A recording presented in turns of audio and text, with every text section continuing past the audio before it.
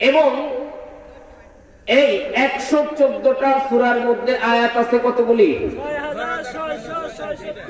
6666টি আয়াত আছে কোরআনের মধ্যে, কম বেশি। বুঝতে পারছেন তো? এই 6666টি আয়াতকে আল্লাহ পাক চার পদ্ধতিতে আল্লাহ পাক বান্দাদের জন্য নসিহত এবং সতর্ক এবং হুকুম আহকাম আরোপ করেছে। কয় পদ্ধতিতে? সবাই বলেন কয় পদ্ধতিতে? চিল্লায়া বলেন কয় পদ্ধতি? চার পদ্ধতিতে। কোরআনে কারিমের 6666টি আয়াত, মাত্র 666টি আয়াতের মধ্যে আল্লাহ পাক শুধুমাত্র আল্লাহ পাকের বিধিবিধান, হুকুম আহকাম আরোপ করেছে, নাজিল করেছে। চিল্লায় পড়ি সুবহানাল্লাহ। কয়শো আয়াতের মধ্যে বিধিবিধান দিয়েছে? 666 আয়াতের মধ্যে শুধু আল্লাহ পাকের বিধিবিধান। আর এই 666 আয়াতকে উলামায়ে কিরাম এটার নাম দিয়েছে আয়াতুল মুহকামাত হুন্না উম্মুল কিতাব। এই 666 আয়াতের নাম কি? সবাই পড়েন, আয়াতুল মুহকামাত হুন্না উম্মুল কিতাব। 666 আয়াতের নাম কি? এখন বলেন, আয়াতুল মুহকামাত হুন্না উম্মুল কিতাব। এই আয়াতুল মুহকামাতের মধ্যে আল্লাহ পাক বিধিবিধান নাযিল করেছে। আর এই 666 আয়াত হলো কোরআনের মূল ভিত্তি। কোরআনের কি মূল ভিত্তি? এখন আল্লাহ পাকের বিধিবিধান কি? যেমন রোজার বিধান আছে না নাই? সবাই বলেন আছে না? হজের বিধান আছে না? আল্লাহর হুকুম। এরপর যাকাতের বিধান আছে না? আল্লাহর হুকুম। এরপর চোর চুরি করলে কি শাস্তি, এই বিধান আছে না? এই আয়াতগুলি হলো এই 666 আয়াতের মধ্যে। বুঝতে পারছেন তো? 666 আয়াতের মধ্যে। এরপর জিনাকারীর কি শাস্তি, এটা আল্লাহ পাক এই 666 আয়াতের মধ্যে বয়ান করেছে। তথা আল্লাহ পাকের হুকুম আহকাম, আল্লাহ পাক হুকুম আহকাম নাযিল করেছে কোরআনের 666 আয়াতের মধ্যে। আর আয়াত আছে কয় হাজার? 6000 আয়াত আছে। 666 আয়াত তো আপনার আয়াতুল মুহকামাত, এই আয়াতের মধ্যে আল্লাহ পাকের বিধিবিধান। আর যে 6000 আয়াত আছে, এই 6000 আয়াতকে আল্লাহ পাক, এই 6000 আয়াতের মধ্যে আল্লাহ পাক তার উম্মতকে 3 পদ্ধতিতে সতর্ক করেছে। কয় পদ্ধতি? সবাই বলেন কয় পদ্ধতি? তাফসীর শুনতে হলে নিউট্রাল মস্তিষ্কে শুনতে হবে। বুঝতে পারছেন? আপনি মনোযোগ দিয়ে না শুনলে কিচ্ছু বুঝবেন না। এই জন্য নিউট্রাল মস্তিষ্কে দিলের কান খাড়া করে কথাগুলি শুনবেন, বুঝতে পারবেন তাফসীর কি জিনিস, তাফসীরের স্বাদ কি জিনিস, কোরআনের মধ্যে আল্লাহ কি বলেছে বুঝতে পারবেন। আয়াত আছে আর কয় হাজার? 6000। এই 6000 আয়াতকে আল্লাহ পাক 3 ভাগে ভাগ করছে। কয় ভাগ? 3 ভাগে ভাগ করছে। এক ভাগের মধ্যে আল্লাহ পাকের নিয়ামতের কথা স্মরণ করাইয়া দিয়া বান্দাদেরকে সতর্ক করছে। কিসের কথা স্মরণ করাইয়া দিছে? নিয়ামত। নিয়ামতের কথা স্মরণ করাইয়া দিয়া বান্দাদেরকে কি করা হয়েছে? সতর্ক করা হয়েছে। নিয়ামতের কথা একটা মিসাল দিলে বুঝবেন। যেমন আপনার বাড়ির একটা চাকর, গত ঈদের চাকরকে আপনি একটা লুঙ্গি দিচ্ছেন, চাকরের ওয়াইফকে দিচ্ছেন, চাকরের সন্তানকে দিচ্ছেন।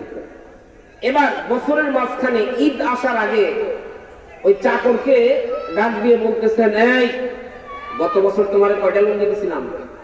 চাকর বলছে, স্যার স্যার একটা দিছিলেন। তোমার বউরে কাটা দিছিলাম, চাকর বলবে স্যার আমার বউরে 2টা শাড়ি দিছিলেন, বলবে কি বলবে না?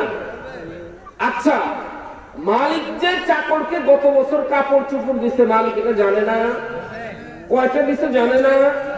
অবশ্যই জানে। মালিক চাকরকে জিজ্ঞাসা করার কারণ হলো যে এই সামনে কিন্তু ঈদ আসতেছে, ঈদ আসতেছে, আবার কিন্তু ঈদের মধ্যে কাপড় পাবা, কাজে কাজেই সুতরাং কাজে যেন ফাঁকি না দাও। বুঝতে পারছেন? কাজে যেন ফাঁকি না দাও। ঠিক তেমনি ভাবে আল্লাহ পাক তার বান্দাদেরকে কোরআনের 2000 আয়াতের মধ্যে শুধুমাত্র নিয়ামতের কথা স্মরণ করিয়ে দিয়ে দিয়ে বান্দাদেরকে সতর্ক করেছেন। আল্লাহ পাক কোরআনের মধ্যে বলেন, লাকাদ খালাকনাল ইনসানা ফি আহসানি তাকওয়িম।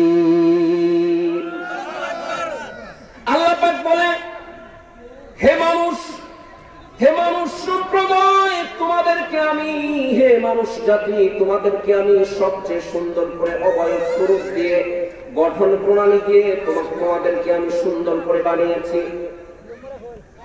আল্লাহ পাক বলতেছে, তোমাদেরকে যে আমি এত নিয়ামত দিলাম, কানের জায়গায় কান দিয়েছি, চোখের জায়গায় চোখ দিয়েছি, নাকের জায়গায় নাক দিয়েছি, এত সুন্দর করে তোমাদেরকে আমি বানাইলাম, কাজে কাজেই সুতরাং তোমরা আমি আল্লাহর গোলামি করো। চিল্লায়ে পড়ি সুবহানাল্লাহ। আল্লাহ পাক সতর্ক করতেছে, বান্দা আমি তোমাকে গরুর মতো করে বানাইতে পারতাম, আমি তোমাকে গরুর মতো চোখ দিতে পারতাম, আমি তোমাকে গরুর মতো পাকা করে বানাইতে পারতাম, আমি তোমাকে ছাগলের মতো 4 পা দিয়ে বানাইতে পারতাম। আমি আল্লাহ তা করি নাই। আমি আল্লাহ তোমাকে সবচেয়ে সুন্দর করে বানাইছি।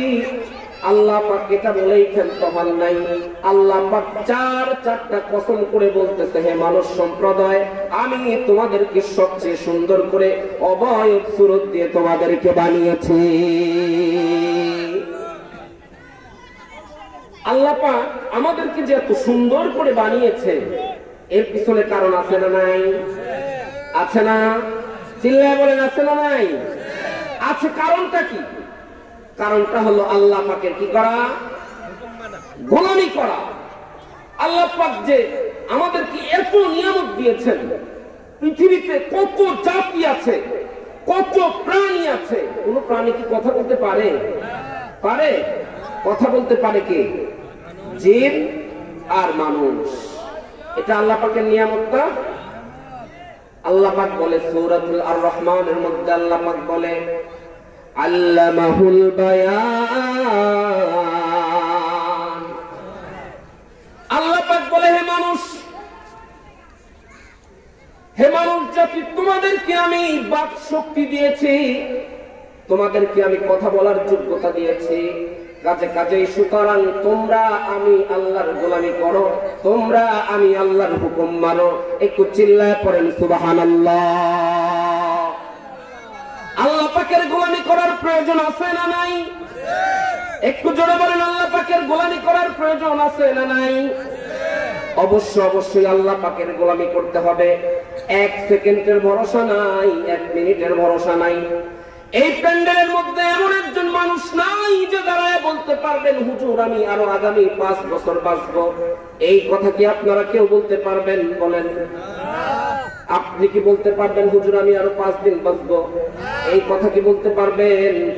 দেখেন, যেই জীবনের 1 মিনিটের গ্যারান্টি নাই, যেই জীবনের 1 সেকেন্ডের গ্যারান্টি নাই, ওই জীবনের মোহে পড়ে, এই দুনিয়ার মোহে পড়ে আমার আপনার আসল জীবন, যেই জীবনের জীবিত আছে, জিন্দা আছে, মৃত্যু নাই, ওই আসল জীবন যেন আমাদের নষ্ট না হয়। এই জন্য দুনিয়ার বুকে যতদিন থাকবো, দুনিয়ার বুকে আল্লাহ পাক হায়াত নামক দৌলত দিয়ে আমাদেরকে পাঠিয়েছে যতদিন থাকার জন্য, ততদিন যেন আমরা আল্লাহ পাকের গোলামি করে করে দুনিয়ার বুক থেকে বিদায় নিয়ে যেতে পারি। সুবহানাল্লাহ। আল্লাহ পাকের গোলামি করবেন তো ইনশাআল্লাহ।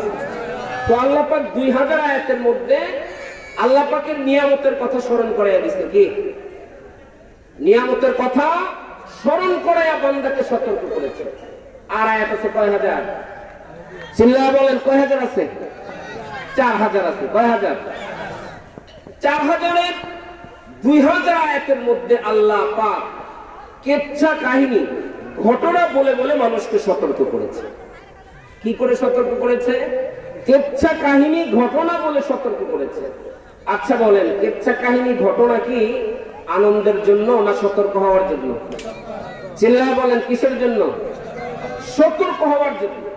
আল্লাহ পাক এই কোরআনের মধ্যে যতগুলা ঘটনা এনেছে তার মধ্যে একটা ঘটনা আল্লাহ পাক যার ঘটনা বারবার এনেছে তার নাম হলো ফেরাউন। তার নাম কি? ফেরাউন। এই ফেরাউন সে নিজেকে খোদা দাবি করত। কি দাবি করত? খোদা দাবি করত। সে একদিন তার দেশের তার সংসদ ভবনের মধ্যে যে এমপি মন্ত্রীরা আছে, তার সৈন্যরা আছে, তাদেরকে ডেকে তার কামরার মধ্যে বলতেছে, দেখো, এই কথা বলার পরে সবাই নাউজুবিল্লাহ পড়বেন, রেডি হয়ে থাকে, পারবেন তো ইনশাআল্লাহ। ফেরাউন তার দল বল তার এমপি মন্ত্রীকে বলতেছে, দেখো, আমি মনে করি তোমাদের জন্য আমার চাইতে উপযুক্ত ইলাহ আর নাই। করি নাউজুবিল্লাহ। আমি মনে করি আমার চাইতে উত্তম রব আর তোমাদের জন্য নাই। আনা রব্বুকুমুল আ'লা, আমি আল্লাহ। চিল্লায়া পড়ি নাউজুবিল্লাহ। এই ফেরাউন তার জীবনে কোনোদিন জ্বর নাই, ঠান্ডা নাই, কাশি নাই, সে মনে করতো আমি তো ইলাহ। এই ফেরাউনের ঘটনা আল্লাহ পাক কোরআনের মধ্যে বারবার বলে সতর্ক করেছে, বান্দা, এই ফেরাউনকে যেরকম আমি নোংরা কাদা যুক্ত পানির মধ্যে চুবায়া চুবায়া দুনিয়ার বুক থেকে নিস্তেনাবুদ করে দিয়েছি, ঠিক তেমনি ভাবে ফিরাউনের মতো নেতারা কিয়ামতের আগ পর্যন্ত দুনিয়াতে আসবে, ফিরাউনের মতো স্বৈরাচাররা কিয়ামতের আগে আসবে, ঠিক তেমনি ভাবে তাদেরকেও ফিরাউনের মতোই আমি আল্লাহ পাক দুনিয়ার বুক থেকে নিস্তেনাবুদ করে দেব। ফিরাউনের মতো শাসক আসবে কি আসবে না? আসবে না? আল্লাহ পাক আরেকজনের ঘটনা এই কোরআনের মধ্যে কয়েক জায়গায় বলেছে। তার নাম হলো নমরুদ। তার নাম কি? নমরুদ কি আমার আপনার মতো পুঁটি নেতা ছিল? পুঁটি নেতা ছিল? এই তাম পৃথিবীর 4 জন বাদশা শাসন করেছে। এর ভিতরে 2 জন হলো মুসলিম আর 2 জন হলো কি? কাফের। মুসলিম 2 জনের মধ্যে একজন হলো বাদশা সুলাইমান, দ্বিতীয় জন হলো বাদশা জুলকারনাইন। এই পুরো পৃথিবী শাসন করেছে। আর কাফেরদের মধ্যে 2 জন, একজন হলো নমরুদ আর একজন হলো সাজ্জাদ। এই নমরুদ তাম পৃথিবীর বাদশা ছিল। এই নমরুদের কাজ ছিল টুপিওয়ালা দাড়িওয়ালা কোন লোক পাইলে সাথে সাথে তাকে শুলে চড়ানো, সাথে সাথে তাকে শহীদ করে দিত। এই নমরুদের পতন হয়েছে কি হয় না? এই নমরুদকে পতন করার জন্য কি মানুষ লাগছে? হাতি লাগছে? বাঘ লাগছে? কি লাগছে? একটা ল্যাংড়া মশা। তাফসীরের মধ্যে পাওয়া যায়, সূরা ইব্রাহিমের মধ্যে পাওয়া যায়, আল্লাহ পাক সুস্থ মশা দিয়ে নমরুদকে মারতে পারতেন। আল্লাহ পাক সুস্থ মশা দিয়ে নমরুদকে এই জন্য মারেন নাই, কারণ তার ভক্তরা তার সঙ্গীরা যেন বলতে না পারে নমরুদকে মারতে একটা সুস্থ মশার দরকার হয়েছে। এই জন্য একটা ল্যাংড়া মশা দিয়া নমরুদকে দুনিয়ার বুক থেকে নিস্তেনাবুদ করে দিয়েছে। ঠিক তেমনি ভাবে কিয়ামত পর্যন্ত যারা উলামায়ে কেরামের সাথে গাদ্দারি করবে, কিয়ামত পর্যন্ত যারা হুজুরদের সাথে বেয়াদবি করবে, আল্লাহর দেওয়া ইসলাম ধর্মকে নিয়ে কটাক্ষ করবে, আল্লাহর দেওয়া বিধিবিধানকে নিয়ে কটাক্ষ করবে, নমরুদের মতো হুজুরদের সাথে খারাপ ব্যবহার করবে, ঠিক তেমনি ভাবে নমরুদকে আল্লাহ পাক যেভাবে দুনিয়ার মুখ থেকে বিদায় করে দিয়েছে, তখন তো ল্যাংড়া মশা ছিল, এখন তো আছে ডেঙ্গু। এই সমস্ত জানোয়ারদেরকে, এই সমস্ত জারজদেরকে আল্লাহ পাক এই দুনিয়াকে শায়েস্তা করার জন্য লক্ষ কোটি কোটি মুসলমানের জুতা রেডি করে রাখছে। আছে না নাই? একটা মিসাল দিলে বুঝবেন। এই তাম পৃথিবীর সুপার পাওয়ার কে? আমেরিকা না? সুপার পাওয়ার কে? আমেরিকা। আমেরিকার একজন প্রেসিডেন্ট ছিল বুশ। নাম কি ছিল? বুশ। এই বুশ ইসলাম ধর্ম নিয়ে কটাক্ষ করেছিল। একজন সাংবাদিক পায়ের জুতা খুলে এই বুশের চাপা যাইতা ভেলবার ছিল। দেখেন নাই আপনারা এই ভিডিও? এই পৃথিবীর সুপার পাওয়ার আমেরিকার প্রধান প্রাইম মিনিস্টারকে যদি সামান্য একজন সাংবাদিক ইসলামের বিরুদ্ধে কথা বলার কারণে পায়ের জুতা দিয়ে মারতে পারে, তাহলে মিয়া আপনি কি পুটি নেতা? আপনি কিসের বড় নেতা? এই জন্য আমাদের পরিবর্তন হওয়ার প্রয়োজন আছে না নাই? চিল্লায় বলেন আছে না নাই?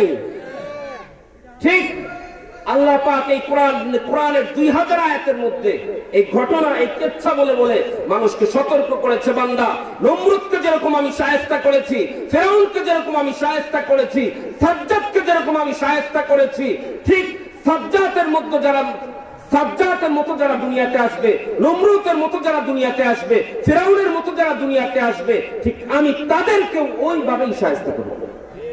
সাবধান বান্দা, সতর্ক হও, সতর্ক হও। আমার বিধিবিধান আয়াত গেল কয় হাজার? 4000 গেল। আর আছে কয় হাজার? 2000। আর 2000 আয়াতের মধ্যে আল্লাহ পাক এই দুনিয়ার কোনো কথা বলে নাই। আল্লাহ পাক মাটির নিচে আখিরাত, জান্নাত, জাহান্নাম নিয়ে বয়ান করে করে মানুষকে সতর্ক করেছে। কি নিয়ে বয়ান করে সতর্ক করেছে? জান্নাত জাহান্নামের কথা বলে সতর্ক করেছে। আর এই 2000 আয়াতকে বলা হয় আত-তাযকির বিমা মাউতি, তথা মরার পরে কি হবে, হাসরের ভয় দেখিয়ে, জাহান্নামের ভয় দেখিয়ে মানুষকে সতর্ক করেছে। বুঝতে পারছেন? তো আমি আজকে আপনাদের সম্মুখে কোরআন থেকে যে আয়াতটি পড়েছি, আয়াতটা হলো সূরাতুল আহজাবের 70 এবং 71 নম্বর আয়াত। এই আয়াত হলো আপনার আয়াতুল মুহকামাত হুন্না উম্মুল কিতাব। বলেন তো এগুলা কোন আয়াতের মধ্যে পড়ে? 666 আয়াতের মধ্যে থেকে আমি 2টা আয়াত পড়েছি, যেখানে আল্লাহ পাক তার বান্দাদেরকে 2টা বিষয়ে আমল করার জন্য নোট করেছে, গাইড করেছে। কয়টা বিষয়? 2টা বিষয়ে আমল করার জন্য বলছে। আর এই 2টা বিষয় যদি কোনো বান্দা আমল করতে পারে, আল্লাহ পাক বলে আমি তার জীবনের সকল গুনাহ মাফ করে দেব। এই বুঝে আপনাদের সুবহানাল্লাহ। আপনারা সবাই কি পুরুষ? সবাই পুরুষ? কথা কয় আল্লাহই জানে আপনারা। আমি বলতেছি আপনারা পুরুষ, চুপ করে রয়েছে। তার মানে কি সবাই পুরুষ আপনারা? দেখি আপনারা কে কে পুরুষ না, দেখি হাত তোলেন। ওই যে হাত তুলছে দেখছেন, আমরা পুরুষ না। বলে উঠিয়েছেন, মনোযোগ দেন। তো আমি 666 আয়াত, আয়াতুল মুহকামাত হুন্না উম্মুল কিতাব, যে আয়াতগুলির মধ্যে আল্লাহ পাক বিধিবিধান আরোপ করেছে, ওই আয়াতগুলির মধ্যে থেকে 2টা আয়াত পড়েছি। সূরাতুল আহজাবের 70 এবং 71 নম্বর আয়াত। এই আয়াতের মধ্যে আল্লাহ পাক বলে, বান্দা 2টা গুণ অর্জন করলে আমি তোমার জীবনের সকল গুনাহ মাফ করে দিব, এবং তোমার জীবনের আমলকে আমি পরিশুদ্ধ করে দিব। চিল্লায় পড়ি সুবহানাল্লাহ।